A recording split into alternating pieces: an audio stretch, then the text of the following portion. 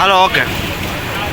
આજે અમારા વિશાળ પંથકમાં ખૂબ સારો વરસાદ થયો છે. ભગવાનને ખૂબ પ્રાર્થના કરી છે, હજી પણ કરીએ છીએ. અહીંયા અમારે આ પોપરડી નદીના કાંઠે અમે ઊભા છે. પોપરડી નદીમાં એટલું પૂર આવ્યું છે. અહીંયા અમારે ગામની પહેલેથી સિસ્ટમ છે, નદીમાં પૂર આવ્યો છે, ગામ લોકો નદીને વધાવવા માટે આવતા હોય છે. અહીંયા બધા આજે અને નદીને માણવાને વધાવવા માટે આવ્યા છે.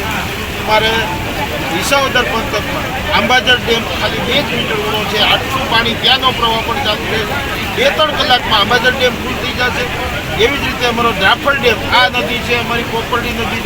અમારે અહીંયા ભટ્ટીઓ, રાણારો, ગમતાળો, ભૈયારીઓ, પોપરડી અને દ્રાફર, આ બધી નદીઓના પાણી ડ્રાફર ડેમમાં જવાથી ડ્રાફર ડેમ 2-3 કલાકમાં ઓવરફ્લો થઈ જશે.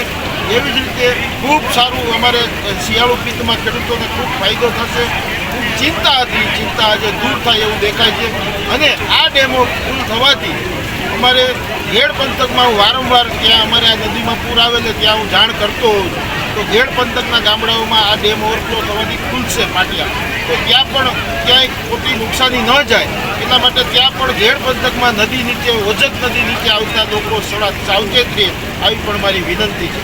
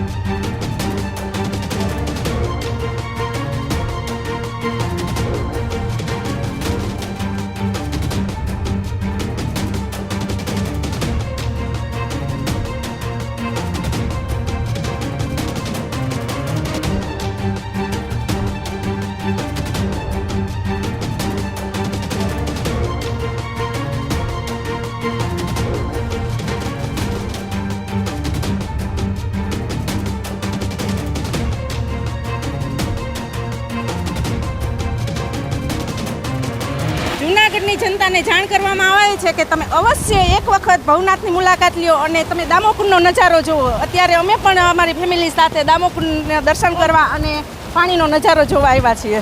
કેવું લાગે છે અહીંયા આવીને? અરે અમને અહીંયા આવીને આ મનાલી, કુલ્લુ મનાલી, આબુ, ગોવા બધું ટૂંકું પડે છે અમારા દામોકુંડ પાસે. NC કોરસ છે, નાયબ કાર્યપાલક ઇજનેર, ભાદર 2 સિંચાઈ યોજના વિભાગ. અત્યારે ઉપરવાસનો વરસાદને કારણે 24,000 ક્યુસેક જેવી પાણીની આવક ડેમમાં ચાલુ છે. અત્યારે ડેમની 21 ફૂટ જેવી સપાટી ભરાઈ ગયેલ છે અને છલકાઓમાં 4 ફૂટ જેવું અત્યારે હજી બાકી છે. ડેમ અત્યારે 75% જેવો ભરાઈ ગયેલ છે. કેટલી આવક? 24,000 ક્યુસેક પાણીની આવક છે. સાહેબ, ભાદર ડેમની અંદરમાં કેટલા ગામને પીવાનું પાણી આપવામાં આવે છે? 67 ગામને. જામનગર શહેરમાં ખાસ કરીને સવારે 6 થી સાંજના 6 સુધીમાં અત્યાર સુધી 125 mm એટલે કે 5 ફૂટ જેટલો વરસાદ થયો છે. અને જામનગર શહેરની આજુબાજુના જે ગ્રામ્ય વિસ્તાર છે એમાં જામનગર ગ્રામ્ય અને કાલાવાડ ત્યાં વધારે વરસાદ પડવાથી રણજીતસાગર ડેમ અને અન્ય ડેમ પણ ઓવરફ્લો થયેલા છે. રણજીતસાગર ડેમ જે છે સવારે 10-11 વાગ્યાની આજુબાજુ 7 ફૂટ જેટલો ઓવરફ્લો હતો. એના કારણે નાગમતી અને રંગમતી નદીના જે લો લાઇંગ એરિયા છે ત્યાં પાણી ભરાવાના બનાવો બન્યા હતા અને એના કારણે અત્યાર સુધી 980 જેટલા માણસોને શિફ્ટિંગ કરવામાં આવ્યું છે અને 500થી વધારે માણસોનું રેસ્ક્યુ કરવામાં આવ્યું છે. એટલે ટોટલ 1500 જેટલા જે માણસો છે એમને અહીંયા ખસેડવામાં આવ્યા છે. એમને અલગ અલગ જગ્યાએ જે આપણા શેલ્ટર રૂમ છે ત્યાં રાખવામાં આવ્યા છે અને ફૂડ પેકેટની વ્યવસ્થા પણ એમના માટે કરવામાં આવી છે. આવનારા સમયની વાત કરીએ તો આવનારા 2 દિવસ માટે પણ ભારેથી અતિભારે વરસાદની આગાહી છે અને સૌ લોકો જે લો લાઇંગ વિસ્તારમાં રહે છે અને જ્યાં પાણી ભરાવાની શક્યતાઓ છે બધા જ લોકો સલામત સ્થળે ખસી જાય એ માટે જામનગર મહાનગરપાલિકા દ્વારા પણ રિક્વેસ્ટ કરવામાં આવે છે, અપીલ કરવામાં આવે છે અને કોઈ પણ પ્રકારની જોખમ લઈ અને આ પાણીમાં ના જાય એ પ્રકારની પણ ચેતવણી જામનગર મહાનગરપાલિકા દ્વારા આપવામાં આવે છે.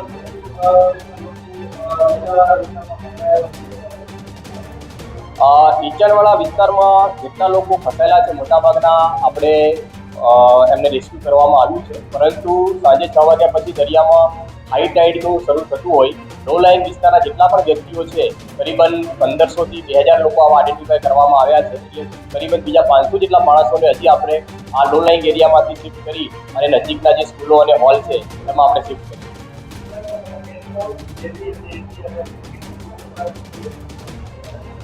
અત્યારે NDRFની 2 ટીમો આપણા જિલ્લામાં કાર્યરત છે અને ખાસ કરીને નેવીની પણ 2 ટીમો અને 4 બોટ આપણી મદદમાં છે. એની સાથે એમના જે હેલિકોપ્ટર છે એ પણ આપણી મદદમાં છે. કોસ્ટગાર્ડની પણ એક ટીમ વાડીનારથી આપણી મદદમાં આવવાની છે અને ભવિષ્યમાં બીજી પણ મદદની જરૂર પડશે તો NDRFની ટીમ જે છે એ પણ રાત્રે મોડી રાત સુધીમાં જામનગરમાં આવી છે. ફાયરની આપણી 5 ટીમો અત્યારે કાર્યરત છે અને અમદાવાદથી પણ એક ટીમ આપણે મંગાવી છે. આવનારા 24 કલાક 48 કલાક હજી પણ આપણા માટે મહત્વપૂર્ણ છે અને કોઈ પણ પ્રકારની અઘટિત ઘટના ના બને એના માટે બધી જ ટીમો જે છે એને તૈયાર અને ખડે પગે રાખવામાં આવે. જામનગર જિલ્લા અને ગુજરાતમાં સારો એવો વરસાદ થયો છે અને ખેડૂતોની ચિંતામાં પણ ઘટાડો થયો છે, પરંતુ અમુક જગ્યાએ માની લો કે કાલાવડના બાંગા વિસ્તાર છે, પાતદેવડા છે, રામપર રવસિયા છે, આ વિસ્તારમાં અમુક લોકો ફસાયા. સવારમાં મેં જે કલેક્ટરને વાત કરી અને બાંગામાં રેસ્ક્યુ ઓપરેશન કરાવેલ છે. NDRFની ટીમને પણ આપણે કલેક્ટર દ્વારા સૂચિત કરી અને જે લોકોને જે મદદની જરૂરિયાત હતી મદદ પહોંચાડેલ છે. આમ ધુડસિયા અને અલિયાવાડા વિસ્તારમાં પણ ખૂબ જ પુષ્કળ વરસાદ થયો છે અને જેના કારણે લોકોને ઘણી મુશ્કેલી ભોગવવી પડી છે અને હેલિકોપ્ટરના માધ્યમથી આપણે રેસ્ક્યુ કરાવી અને લોકોને બચાવવાની કામગીરી કરેલ છે. ક્યાં ગામ વેપારીવાળા કંઈ સૂચના કરી કંઈ તમને ફસાણા એવી કંઈ માહિતી કરી? ખાસ કરીને કાલાવડ તાલુકાનું જે બાંધા ગામ છે, પાંચદેવડામાં અમુક મકાનો છે એમાં 6 ફૂટ સુધી મકાનમાં પાણી ભરાયેલ છે અને લોકોએ બીજા ઉપલા માળનો આશરો લેવો પડ્યો છે. અને આ ઉપરાંત રામપર ગામમાં પણ નીચાણવાળા વિસ્તારોમાં પાણી ભરાયેલા છે અને અલિયાવાડા અને ધુડસિયા આવા બધા જ ગામના જે ડુંગરાળ પ્રદેશના જે ગામો છે એમાં પાણી ભરાયેલા છે. ખાસ કરીને મને મળતી જે સૂચના મુજબ બાવડીદર અને ખટિયા વચ્ચેનો જે કાચો ડેમ છે તૂટવાથી પાણીનું પ્રેશર આવવાથી વધારે પડતું પાણી આવવાથી લોકોના ઘર સુધી પાણી ઘૂસી ગયેલું છે.